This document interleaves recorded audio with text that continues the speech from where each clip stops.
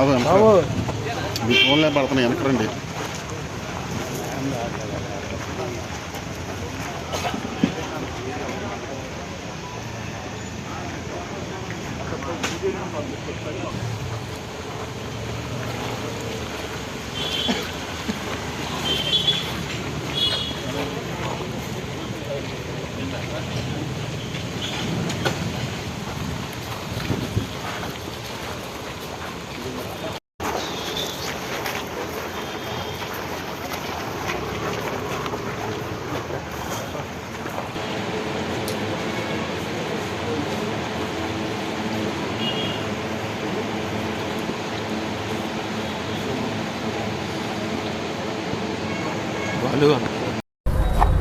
Gannavaram assembly నియోజకవర్గం నుంచి YSR Congress party అభ్యర్థిగా నేను ఈరోజు నామినేషన్ ఫైల్ చేయడం జరిగింది.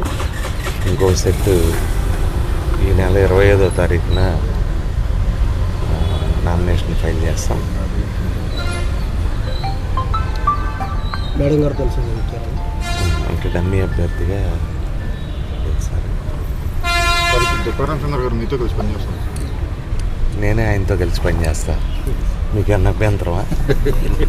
ఆయన నాకన్నా ముందు నుంచి వైఎస్ఆర్ కాంగ్రెస్ పార్టీ ఆయన అభ్యర్థిగా కూడా పోటీ చేశారు. మా మధ్య ఎటువంటి విభేదాలు, నేనే ఆయనతో కలిసి పనిచేస్తాను. ఆయన నాయకత్వంలో పనిచేస్తాను. మనకు కూడా ఉన్నారు కదా ఇక్కడ. మీ ప్రత్యర్థి నేనే ఎమ్మెల్యే ఫీల్ అవుతుంది. ఎన్నికల్లో పోటీ చేసేవాళ్ళు ఎవరైనా నమ్మకం లేకపోతే పోటీ చేయరు కదా. ప్రతి నియోజకవర్గం నుంచి 10 మంది 20 మంది 50 మంది పోటీ చేస్తారు. పోటీ చేసే ప్రతి ఒక్కళ్ళు కూడా మేము గెలుస్తాం అనుకుంటారు, లేకపోతే అందరూ పోటీ చేయరు కదా, ఒకళ్ళే కదా. ఎలక్షన్ ముందు దొంగ పట్టాలు వేస్తున్నారు, అవి తీసుకోవద్దని ఎక్కడ జరగలేదు. ఇదంతా కూడా పచ్చ మీడియానో వీళ్ళ గొడవ. ఎట్లా ఉంటుందంటే బ్రహ్మలింగం చెరువుకి రిజర్వాయర్ కింద శాంక్షన్ చేయించి, నేను డబ్బులు శాంక్షన్ చేయించి 90% పని అయిపోయింది. వీరపనేనిగూడెం స్థానికులు ఎవరో దాని మీద కోర్టుకు వెళ్ళటం మూలాన కొంతకాలం ఆగింది. అంతే తప్పితే రిజర్వాయర్ పనులు కానీ 90% అయిపోయినాయి. ఇప్పుడు కొత్తగా వచ్చిన వాళ్ళు ఏం చెబుతారు, ఆ చెరువు తెలియదు, రిజర్వాయర్ తెలియదు, దానికి ఎవరు డబ్బులు శాంక్షన్ చేయించారో తెలియదు, మేము చేపిస్తామని చెబుతారు కొత్తగా. అంటే ఇదివరకు ఇట్లా కొంతమంది ఉండేవాళ్ళు, రేపు ఎల్లుండో ప్రభుత్వం ఒక పని చేస్తుందంటే ముందు రోజు ధర్నాకు కూర్చునేవాళ్ళు కొంతమంది, కొన్ని పార్టీల వాళ్ళు. అట్లా ఈ మధ్య కొంతమంది ఏంటంటే అయిపోయే పని మేము చేస్తామని చెబుతారు. మేము చేసిన పని ఫైనల్ స్టేజ్లో ఉండగా మేము చేస్తామని చెబుతారు. ఇదివరకులో లాగా ఇళ్ల పట్టాలు ఎంఆర్ఓ గారులు కానీ లేకపోతే స్థానికంగా కానీ ఇచ్చేవి కాదు. అవన్నీ కూడా సెంట్రల్ సర్వర్లో స్టేట్ గవర్నమెంట్ జగన్మోహన్ రెడ్డి గారు ఫోటో పెట్టి రాష్ట్ర ప్రభుత్వం అధికారికంగా ఇస్తూ ఉంది. ఇదివరకులాగా ఇచ్చినటువంటి ఫిజికల్ పొజిషన్ సర్టిఫికేట్లు కానీ పట్టాలు కానీ కాదు. అవన్నీ కూడా సెంట్రల్ సర్వర్లో ఉండి వాటికి ఆధార్ నంబరు, కేఆర్ఐ నంబరు, అట్లాగే లేఅవుట్ నెంబరు అన్నీ కూడా ఎంటర్ చేసి వచ్చేవి. కాబట్టి అట్లా జరగటానికి అసలు ప్రసక్తి లేదు. గన్నవరం బాపులపాడు మండలాల్లో 12,600 ఇళ్ల పట్టాలు అంటే అర్హులైన వాళ్ళందరికీ కూడా రెడీగా ఉన్నాయి. ఎలక్షన్ కోడ్ రావటం మూలాన వాళ్ళు ఇవ్వలేకపోయారు. అధికారుల దగ్గర ఉన్నాయి, ఎన్నికల తర్వాత వాళ్ళు ఇస్తారు.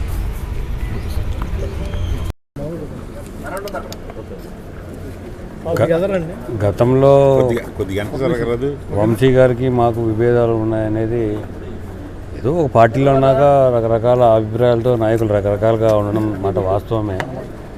అని ఇప్పుడు మా అధినేత వైఎస్ జగన్మోహన్ రెడ్డి గారి ఆదేశం మేరకు వై నాట్ 175 అనే నినాదంతో ఏ నియోజకవర్గంలో అయినా మాకు అభివృద్ధి మా కంటికి కనపడేది వైఎస్ జగన్మోహన్ రెడ్డి గారు. సో ఖచ్చితంగా ఎక్కడైనా కానీ ఈ ఆంధ్ర రాష్ట్రంలో ఈ 175 నియోజకవర్గాల్లో వైఎస్ జగన్మోహన్ రెడ్డి గారు పోటీ చేస్తున్నారు. అదేవిధంగా 25 పార్లమెంట్లో కూడా జగన్మోహన్ రెడ్డి గారు పోటీ చేస్తున్నారు.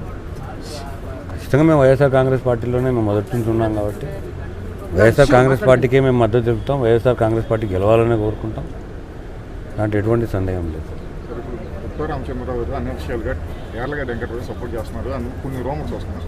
అది పూర్తిగా అవాస్తవము.